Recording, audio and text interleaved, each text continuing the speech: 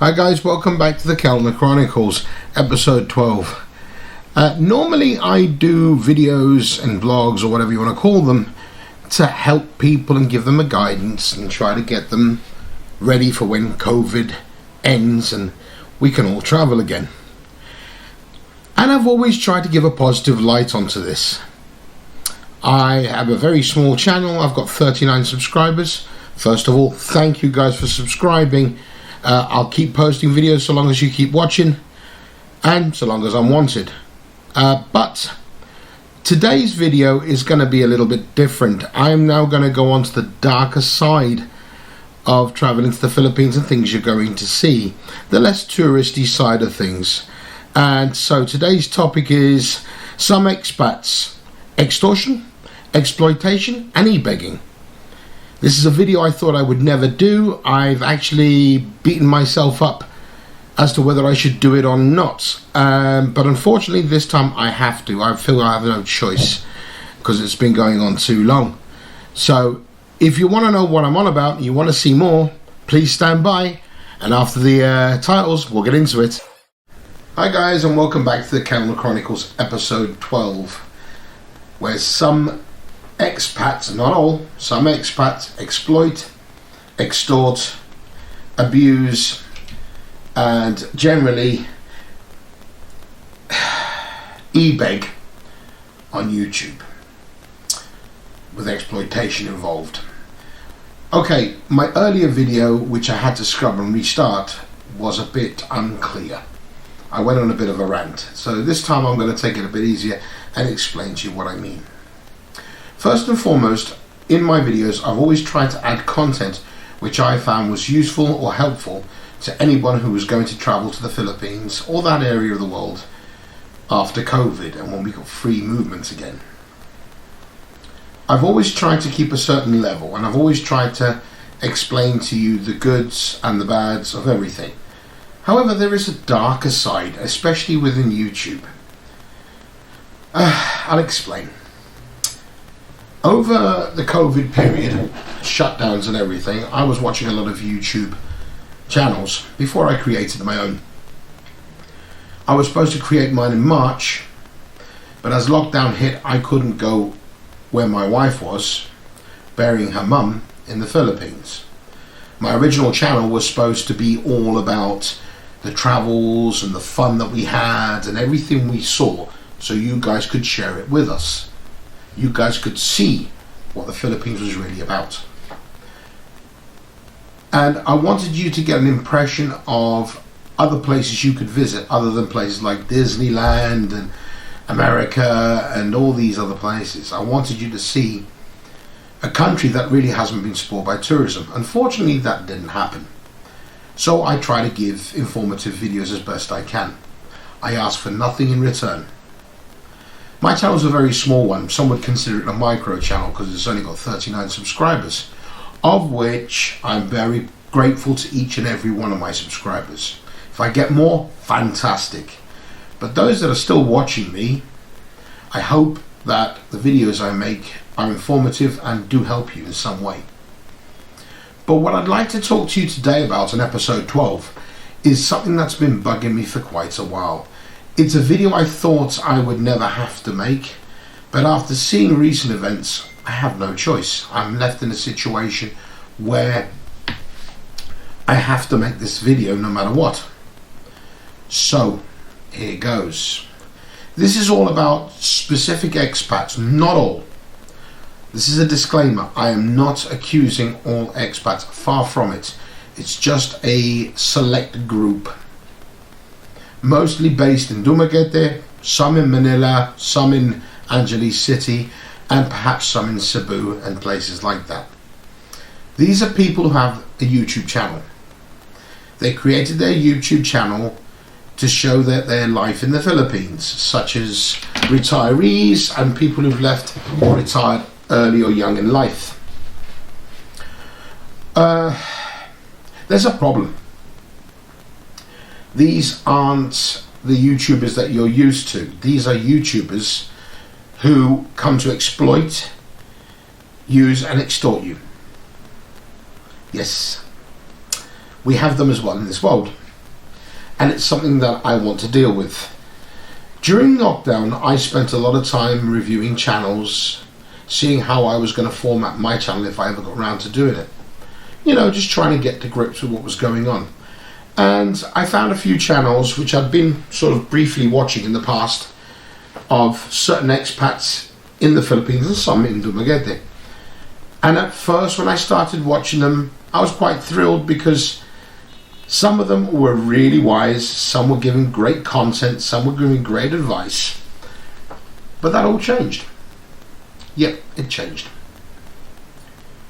These individuals stopped being wise, they stopped giving good content, and they went into an exploitative behavior. They were then introducing their girlfriends, their very young girlfriends, onto their channels, sometimes half their age. Not that that is a problem. You know, if you're two grown-ups, you're consenting grown-ups, fine, go for it, whatever. But still, don't use your girlfriend to boost your ratings, your subs, or your views. But that's what they did. Some may say that's okay, it's entrepreneurship or whatever. I call it exploiting. Yeah, I mean, car companies used to do that when they used to use women to sell their cars. Half-naked women. This is no different. And in this day and age, we shouldn't be seeing this. We see a lot of these guys, and they will promote their channels, and they will share promotions with their other friends in a group, you know, and they'll all have the same viewers. Okay, some even have up to 20, 30, 40,000, maybe even 90,000 subscribers. And sadly enough, these subscribers are being lied to. The viewers are being cheated, and not everything is as it seems. I'll explain. We've come to call them e-beggars. They like to think of people like me as a troll. I'm not. I just try to point out the truth. If that makes me a troll, then I guess I am. These people have channels, and they boost their channels as hard as they can. They push their channels as hard as they can to get as many subscribers, to get as much AdSense money as they can. AdSense is a Google initiative where they put ads on your videos and you make money on them.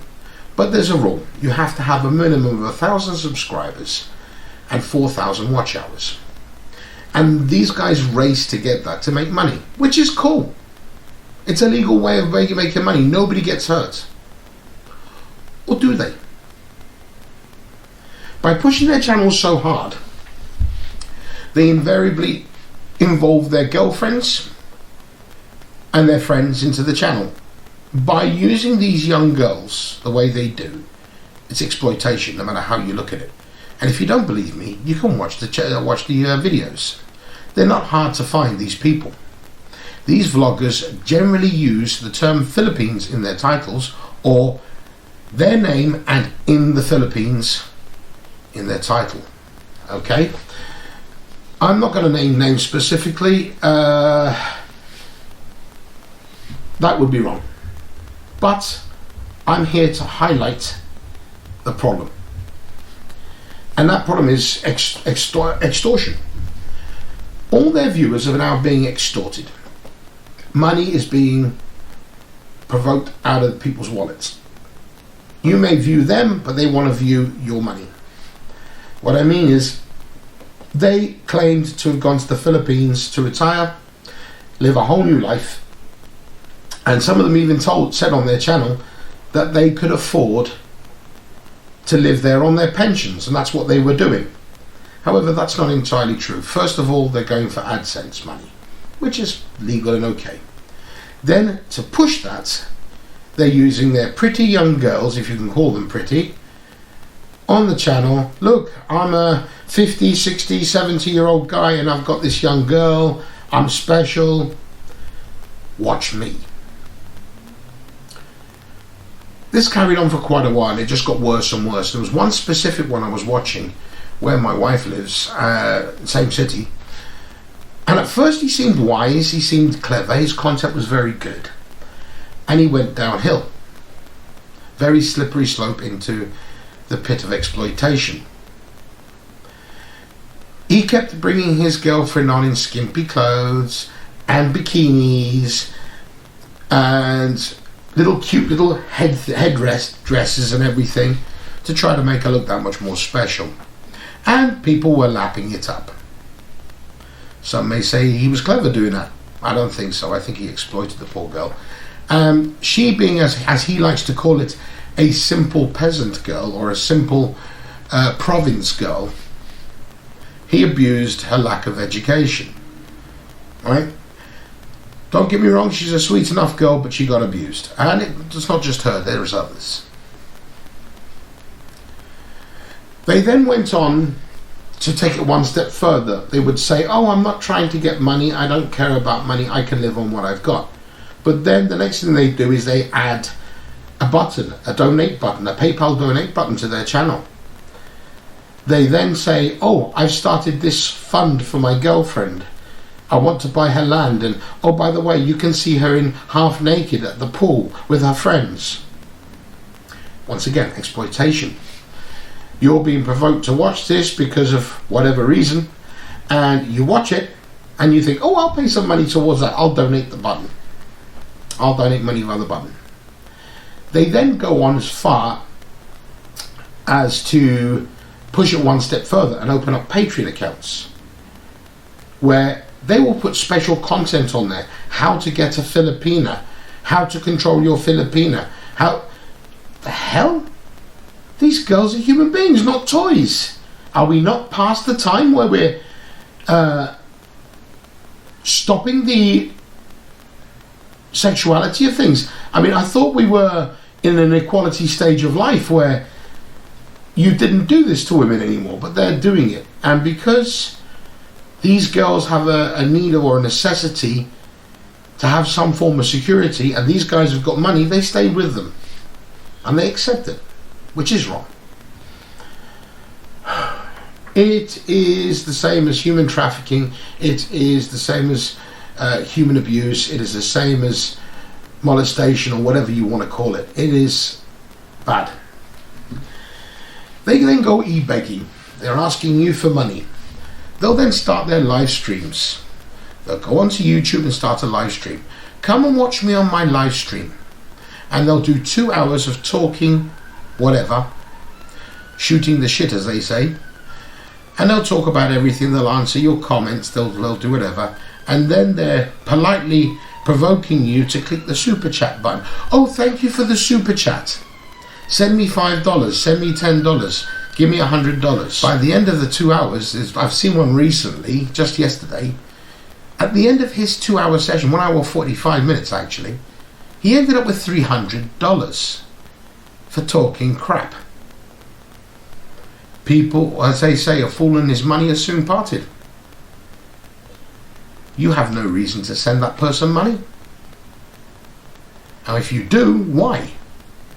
This man's gone online, he 50 years of age or just under 50, you know, disabled from the army, allegedly, rubbish, gets VA benefits, moves to the Philippines and asks you for more money. Why would you give your hard-earned money to people who claim they can afford to live there? And then all of a sudden they can't. Why would you say you're doing charitable work, somebody sends you charity money, and the accounts don't balance? You haven't given money to poor people, you've given money to the general populace, but not all of it, because the numbers didn't match. My wife and I did some checking on some of these so-called charitable events that they posted in videos. They told us how much money they got in the video, but then when you see the videos, and we did the math, the total did not add up. So money was going missing. Then you've got one guy asking for politely, or some should we say, what's that term they use in filming? Subliminally using psychology to ask people to pay for his girlfriend's toys or presents or whatever, because her birthday was coming up. For over 2 months he pushed on videos about how it's his girlfriend's birthday and he wanted to buy her this, and people were sending him money. What? Everything I've got to create my channel I bought myself. I worked hard for it. I still do. All the equipment that I have, I bought myself. I never asked anybody. But yet these guys are asking people for money for their equipment. Then they're asking for money to help their girlfriends, or my girlfriend's sister's husband died, please send money. My girlfriend's sister's friend broke her leg, please send money. Huh? What? Oh, the kids, my girlfriend's cousin's kids don't have money for school things, please send money. I'm not joking, this is what's been happening. And we as fools, viewers, have been sending. You don't need to do that. And you're foolish if you do. These guys are giving you nothing. They're not providing you a service. They're just talking crap online and doing whatever they want. They open up Patreon accounts and ask you to pay $34 to $50 an hour for videos about how to teach you how to find a Filipina. Huh? How to control your Filipina, how to dump your Filipina. They even post videos online. Several of them have posted videos of disreputable videos of how to dump a Filipina girl. Go to a restaurant, sit her down at a table, order a meal, say you're going to pay the bill and run off. Then when you get home, whilst your girlfriend's still stuck at the restaurant, you change the locks on your door so she can't get in to your house. What? They are doing this online. And then they're asking you to send money. They are the worst individuals I've ever known. I had so much respect for some of them. But I lost it all. And it's not just me. There's other people out there talking about these individuals, the e-beggars. They have now got, I can't remember the term, I'll try to put it in the description, Love Something. It's an investigative website. These are not legal investigators. These are vloggers who live in the Philippines and abuse the system. You know, no legal driving license, but they drive vehicles, etc., etc. They don't pay their taxes or on their revenue from YouTube. They're not paying their taxes on revenue they get from their super chats on their live streams. And yet, they now have an investigative site that they're involved in. How to investigate your Filipina if she's being honest or true. What? Hang on, what's going on there?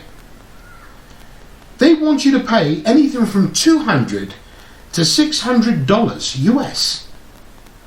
Are different levels on how to investigate your girlfriend. Now, most of that you can do yourself. You shouldn't have to pay for it. And two, why would you pay for that service anyway? To an uncredited, unlicensed, illegal site, which doesn't even have accreditation from the big card companies. There is no legal stamps on it. There is no trust stamps on it. There's nothing. These are scammers and e-beggars. They cannot afford to live in the Philippines the lifestyle they want to. So they want you to pay for them to live in paradise. Go down to the white sandy beaches, have barbecues, go out to coffee shops because you sent $20 to buy them a coffee. Really? That money should be going to your families or to the charities that you chose correctly. It shouldn't be going to these e-beggars. It shouldn't be going to their pocket. Don't fund their lifestyles. Don't be crazy. If they can't live in the Philippines because they can't afford it, then go back home. Right? They all retired early or left early. Some of them are my age and some of them are younger. And I'm 49. I've never asked for any money from anyone and I wouldn't do it. If I was given any super chats because of a live stream I'd do, that money would go straight to charity, as I have done in the past. I've never been given any money. All the charity events I've taken care of in the Philippines has been out of mine or my wife's pockets. We both do a lot of charitable work there. We keep it quiet generally until now. During the COVID period, my wife even helped 100 families that weren't on the list of those that needed help from the government. These are people that lost jobs because of COVID-19. They had no food to feed their families. Imagine how that must feel. So my wife took the money and begged me if she could do something. I'd sent her money and she said, can I use some of the allowance you sent me, which was half of my wages, a fair amount actually. Can I use some of the money to help these people? When she told me what was going on, I didn't think twice and I didn't hesitate. Yes, if you can afford it, do it. She bought sacks of rice, pasta, spaghettis, noodles, dry goods, tin meats, everything she could to help feed these families. And for 3 weeks, she kept these families up and running. Over 100 families. She left herself short of money to help others. She never asked anybody online for a penny, and she never does. She has her own channel, Lucy's Lifestyle Journal. She doesn't ask anybody for money, neither would I. If I ever get monetized, which I don't see in the future, they get me monetized, that money will also go to charity and I will help people there. I will not beg people for money, and I certainly won't ask. And I certainly would not advise you to give it unless you know it's going to a person who's going to put it to good use. Not someone who's going to, oh, I'm going to interview my friend next door who also lives in the area and is also a vlogger. What? You interviewed him 3 weeks ago. You've got him back again? Have you got no other content to offer? Seriously, there is a fella who I quite like. I've had a quick chat with him on occasion. He's also a vlogger. He's also a Brit. His site is a Brit farming in the Philippines. He posted a video on the same. There's also a friend of mine, Andy Omar, who's also posted. He's a bit more harsh than I am. You know, he will name names and he'll slag people down. There's Mr. Joe, Mr. Joe's Philippine Mercado, or Mr. Joe's Mercado, also another good one. He tends to rant a bit as well, but all of these guys are seeing what I see, and there's more of them. That's just a few, okay? And they've seen the same thing I have. A certain individual who I thought was a great vlogger until he went south on me and started e-begging. He was also on my Facebook. He knows my wife. They all know my wife. And my wife's very disillusioned. She even did a live stream complaining about them. This guy gave great content. He was wise. And it ended up where he went downhill. And he went to e-begging. He used his girlfriend for everything he could. And there's another thing that they're doing. They're creating YouTube channels for their girlfriends. Nothing wrong with that, except it makes me think that the reason they're doing it is so that the girls can also make money, so that they do not have to fund their girls. Another little trick, because I know a lot of expats who go there do not like to fund their girls. They like to control them because of money.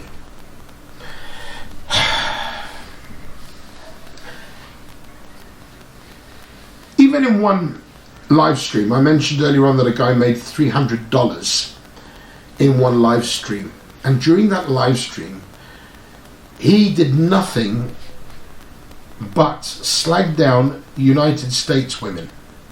He slagged down women from abroad, any Western woman, because of their attitudes.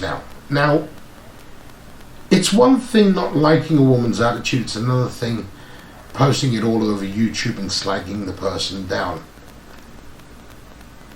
Seriously, it was shameful. You know, 1 minute he's boosting up Filipina women and putting down US women in a live stream, and he had a few videos before he was putting down most Filipino women by saying that the only pretty ones come from Mindanao. I know a lot of you won't understand what I mean, but if you do some investigating on YouTube, you'll see it for yourselves. Unfortunately, I didn't really want to do this video at first, But the more I see these videos, the more I see the e-begging, the more I see the desperation. And now I've cottoned on to the fact that I've seen some copycat videos coming out. These so-called expat e-begging vloggers are running out of content. People are getting bored of their usual content, so they're losing subscribers. So what do? They check other vloggers' channels. Mine may be one of them, there may be others out there, and they're copying their stuff. I'm quite known for my top 10s. I've done them from the start. I like them because it's an easier way of putting across information so people can accept it better. That's now been stolen by a vlogger. That same blogger also stole another format that another great American vlogger puts out, where he goes around his community and shows the world how Filipinos live. You know, from their work to buildings to land to farming to fish farming. This guy's amazing. Now somebody else, that same blogger who stole my idea, is now stealing his. If you can't create your own content, you're not a creator. Shame on you. You know who you are. Because I'm sure, though you say you don't watch other vloggers, it looks to me like you do, because you've done it more than once. Stop. Do your own thing. Stop copying mine. You say you've run out of artistic flow. Obviously, so you're stealing mine and you're stealing others. Don't do it. Yeah? I know a friend of mine did a similar one to mine, and I've got no problem with that, because he did it respectfully. This other fella didn't. Just steals away. Claims he doesn't watch other vloggers and steals their ideas. My vlog's going to be very controversial. I'm going to get a lot of comments about this. I don't care. Why does it affect me so much? Why should I be involved? Why shouldn't I mind my own business? I'll tell you why. Quite simply, because it is my business. My wife and I have a house there. We live there. I get called a Gano, which is short for Americano. They call all foreigners Ganos there. At first, 10, 11 years ago, it was quite cute because there was no problem with it. Now, the way they say it is like as if they're insulting you. The same as a white person calling a black person the N-word, or a black person calling a white person a H-word, like honky. Yeah? It's insulting. I don't blame the Filipinos, because this has been brought on by these e-beggars. They abuse the situation. They don't hang around with the locals. They stay in their little group at the American Embassy at McDonald's. Yes. They don't care about their viewers so long as they've got the numbers. They don't care if they're affecting the viewers' pockets so long as they've got their money. These same people have the balls to go on a live stream or a video, created a video, two vloggers together, because they couldn't find a decent person to interview. They interviewed each other, and in that interview, one had the audacity, when he was asked a question, how do you adapt to Philippine life, American fella, and he turned around, had the balls to turn around and say, I don't have to adapt to them, they need to adapt to me. How excuse the term, how effing conceited is that?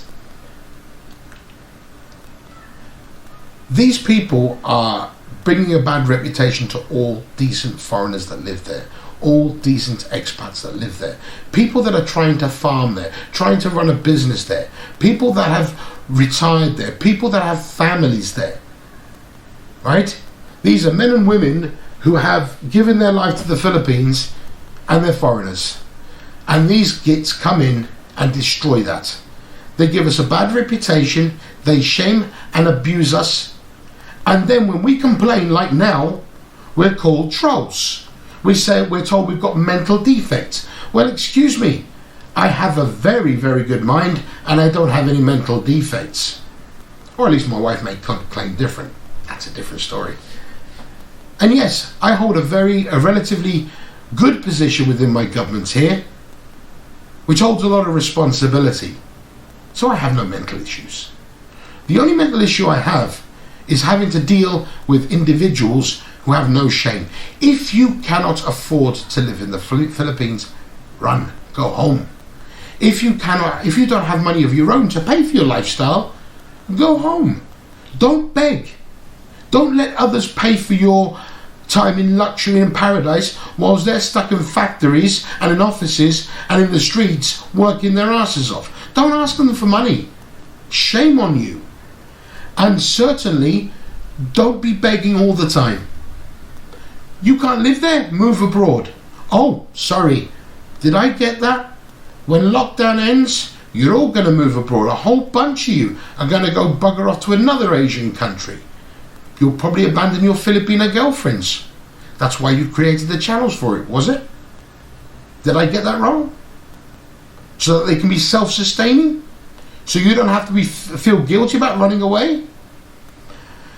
All I can say is shame on all of you, and beware, viewers. I hope I reach more of you. Please beware. Don't fall into the trap of giving these guys money.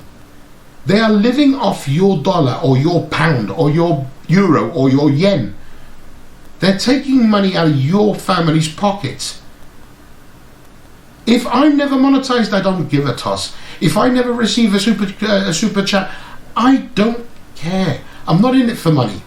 Believe it or not, I can sustain myself. I can sustain my family in the Philippines and my home here because I work and I earn. Don't be fooled, guys. You are hard workers. You're good viewers. Don't give in to these people. They will use psychology. They'll say, oh, it's my girlfriend's birthday and I want to buy her this nice toy and I don't have the money. Can you please fund me? Really? If you've got a girlfriend and you want to buy a present, make sure you've got the money or save it up. Work for it. Go clean a toilet. Go sweep a street. Sell some beer. I don't know, whatever. Make some money. Don't expect the public to give it to you. Guys, this isn't my normal video. I'm sorry, but it's had to be said. It's a rant, I know, but it really affects me. It's wound up my wife as well. She's not happy with what they're doing. She knows most of these people. All I say is beware, be safe. And for episode 12, that's it from the Kellner Chronicles. Guys, I'm out of here.